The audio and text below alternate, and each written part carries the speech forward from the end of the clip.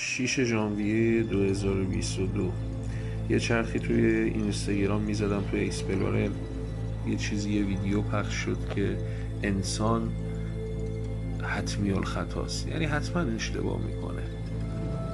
حتما هر انسانی تو زندگیش اشتباه میکنه. حالا چرا خدا موجودی رو آفریده که اشتباه بکنه؟ از یه طرفی میگه که اون خود منه، یعنی خود انسان خداست. من فکر میکنم انسان خلق شد نه برای این که فقط خدا رو بپرسته. خدا دوست داشت از طریق انسان لذت اشتباه کردن رو تجربه کنه بدون که دستای خودش کثیف بشه.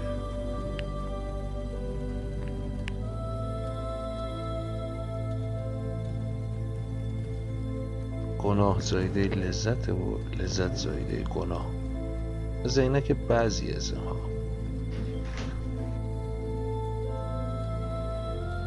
اما لزوما هر لذتی ذلت نیست. سوال اینجاست: آیا خداوند لذت گناهو چشیده؟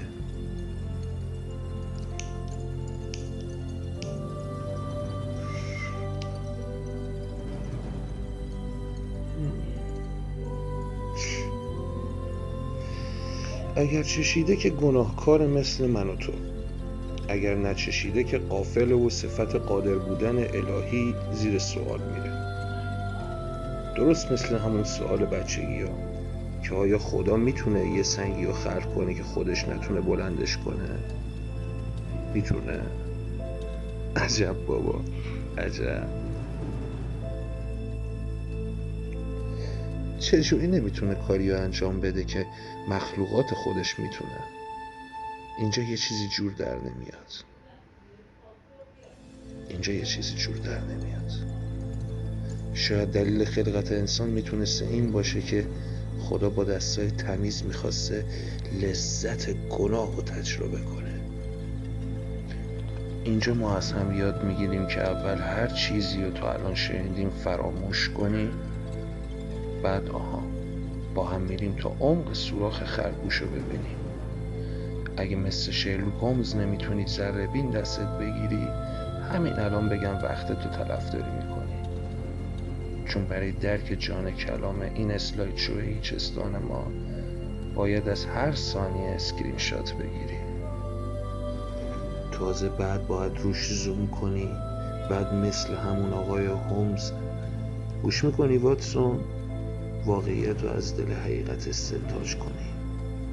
اینجا ما فقط سوال رو خلق میکنیم، چون طبق منشور نور رو حالا بعدا راجع بهش صحبت میکنیم.